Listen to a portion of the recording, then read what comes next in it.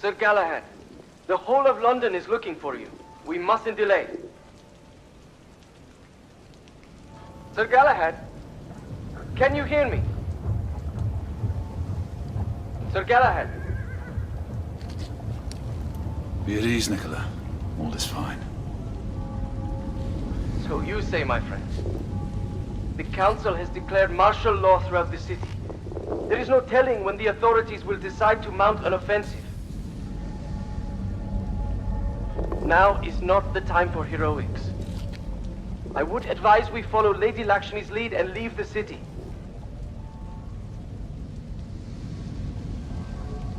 I'll join you shortly.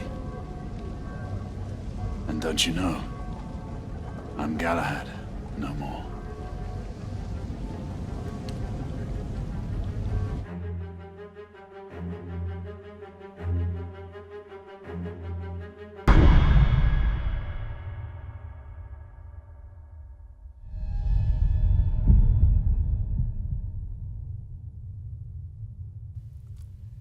The Order, 1886, is an action game set in Victorian era London, where a group of people called the Order use their advanced technology to take out what they call half-breeds. The player assumes the role of Galahad, which is an elite knight, and a knight is what they call the Order's soldiers. The premise of the Order is to uphold law, while the knights enforce the laws, which are writing history, and the course of events determine the outcomes of humanity and law. The story begins with an investigation under enemy territory, Whitechapel, which is initially refused by a commander, but the small group of knights, which Galahad is part of, pursue anyways, and this is where the story unfolds. The game in a nutshell is Heavy Rain as an action game, and the game is broken up by gameplay in between cinematics. Cinematics are generally triggered by opening doors, confronting people, and/or jumping. The cinematics can be something as unfolding the story to performing actions or animations in the cinematics, lasting about typical animation to perform. The screen is also covered by two black bars, also known as letterboxing, creating a widescreen aspect ratio, and that also gives it a cinematic look. We may be pursuing Bedlamites, but they remain civilians. Use non-lethal force whenever possible. Understood. Are you joining us? I have a small matter to attend to. I'll find you afterwards. En route now. Galahad out.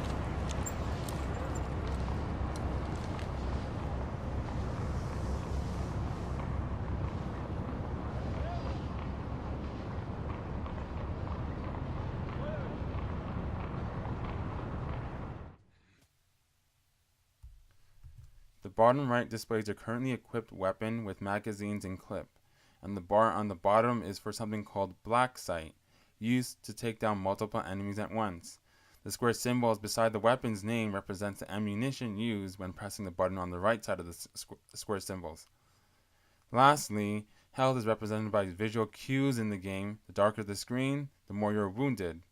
And you only get a second chance that is represented by a bottle icon on the far right bottom that can be prevented by enemies if they finish you off.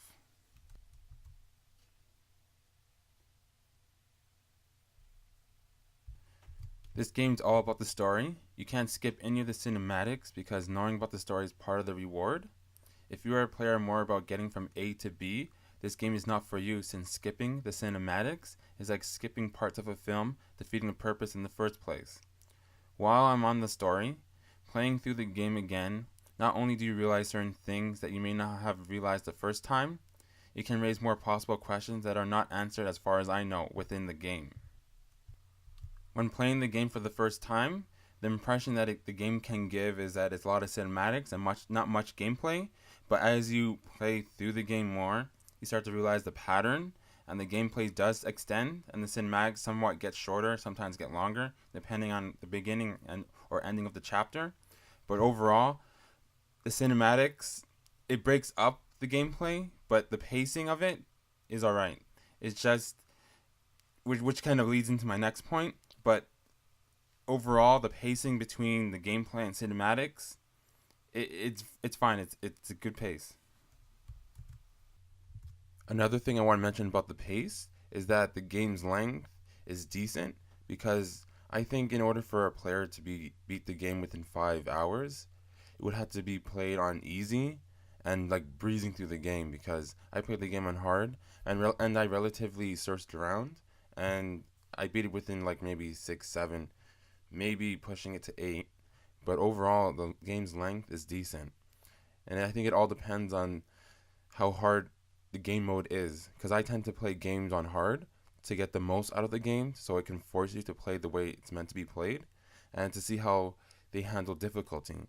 So in this game, I think most people should push towards the hard difficulty in order to get the full experience of the Order 1886. Swine!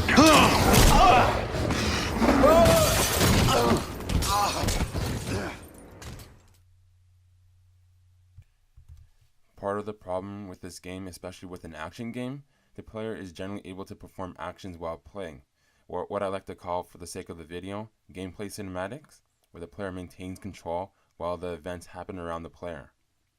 There is nothing wrong with the style of cinematics that developers decided with this game, but since the action generates a cinematic, the developers missed a chance here where they could have allowed the player to control something during the cinematics.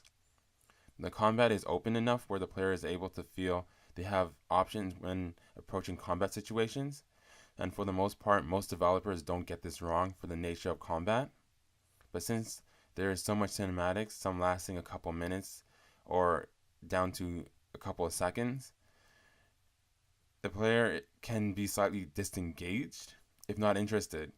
And the QTEs are a good way of solving this problem, but quite often, QTEs only have one solution with one outcome, allowing the player to not rethink a strategy, but to remember a combination, then allowing the player to improvise to an extent, which is bad for an action game, because now it's becoming memory over skill, and action games are a skill-based game. So this is bad, and this is bad to an extent, because the game should be more about skill than memory in order to beat the game. And this kind of like falls in with fighting games too, but that'll be for another video.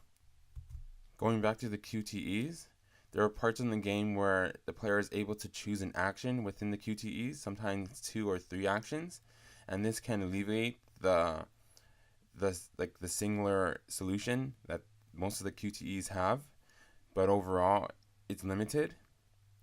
And lastly, I want to talk about is that the environment has high fidelity, has a lot of detail, and it can trick the player into thinking that the environment is more interactive than it is. And this is when the developers choose to use complexity in the environment for better appearance than to extend gameplay. And this is pretty bad, because now the game is looking like you can touch things, and really it's not. And it doesn't extend the gameplay, it doesn't extend the game mechanics. All it does is basically for show, and that's bad design, because an environment should be as complex as the gameplay needs it to be, and then everything else is on top of that is just icing on the cake. So this is where the players can be disconnected as well, because the environment is too detailed that it makes the impression that you can touch it, you can interact with it. I'm trying. Find something to pry it open. I'll clear the debris on this side. All right. Great!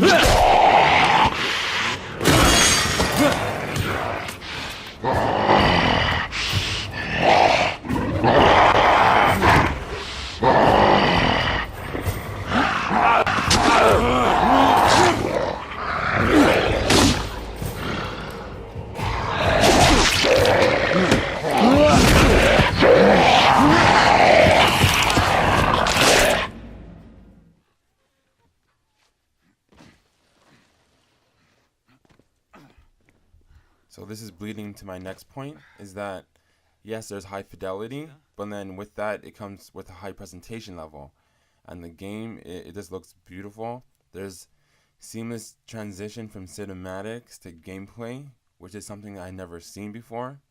And the game, it just looks amazing. It's like on par with some of the PC games. And the thing with realistic games is that they tend to simulate real life. So that means we can draw comparisons to real life. And if it doesn't replicate real life, it can look jarring, or it doesn't convey emotions a lot. Like this kind of happened with Gears of War series. They try to emulate emotion, but since the characters are human-like and they don't look human when they're displaying the emotion, and you don't see the emotion, therefore the player can't really feel the emotion. So basically, it's like acting, it's like acting a lie for the player to believe. And in this game, the player can potentially believe it. Like it simulates life to a T. So like the fidelity and all that fidelity and the complexity to make the game look good, it pays off in the presentation. The game looks beautiful, and seamless transitions from cover base to from different cover is amazing. And actually, it's done a lot better than most cover-based games, and that's kind of shocking because if a game's all about cover and they don't have that seamless transition, it kind of looks kind of jarring. But overall, the game is amazing. It's just a seamless transition from action to gameplay, from action or performing different actions. It's just all seamless, and it's just amazing. And lastly, before I say the game's amazing again, is that during certain segments of the game, the avatar that you're controlling will perform actions on their own. So like they won't draw their gun if they don't feel like they have to draw their gun, and this can create like a nice presentation. Like it can build like a certain pace in the game. So like if they don't draw their gun, you're like wondering what happens if something comes around the corner and it surprises them. But in this sense, the game is more like an adventure game, because in the adventure game you don't control so much of the character, because the character, if the character's personality is not about jumping up and down on the table, then the player won't be able to do that. So basically, the player here is limited to the personality of the character that they are controlling, and that in a sense can control pacing, and it can create like a sort of sense of drama in the game, depending on what kind of experiences the developers are trying to create. So that's the last thing I want to talk about, the presentation.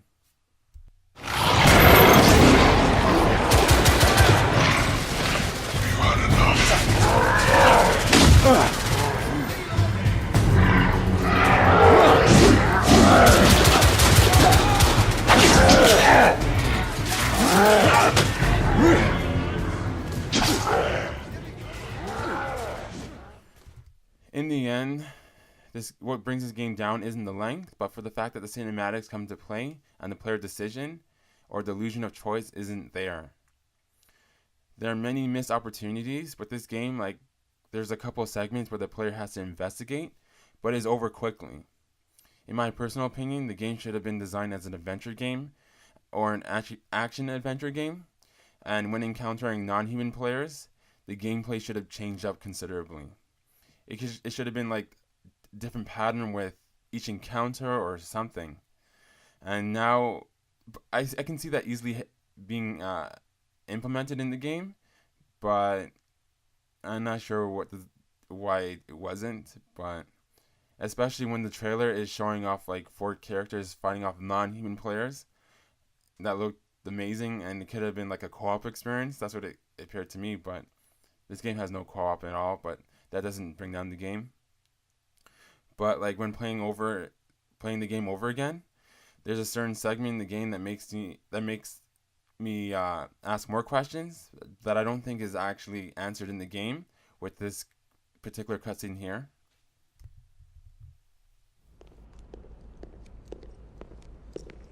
Well, we're going in. Most excellent. When do we move? You're not talking about Whitechapel. But my Your brother sought fit to permit us a reconnaissance. Secure the necessary materials. Isabeau, a word.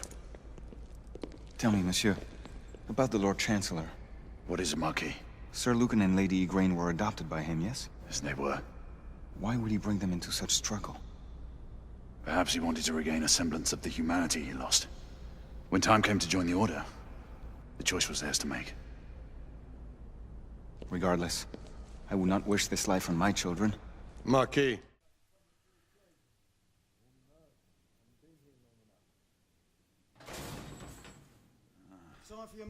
This game gets a C+ because most of the game is designed well, with some of the segments, from the nature of the genre chosen, is either eliminating combat strategies, or certain segments have been dumbed down, but should have been difficult according to the universe's logic.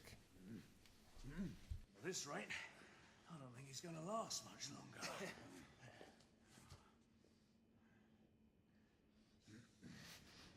Come on now.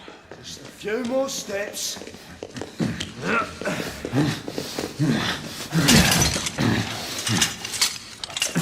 Yeah, not so hard, was it? Here we go again.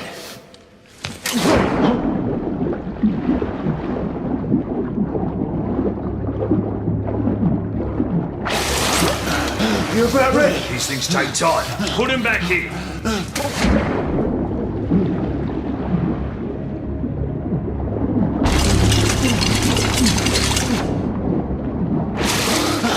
I can do. Why, you little shit!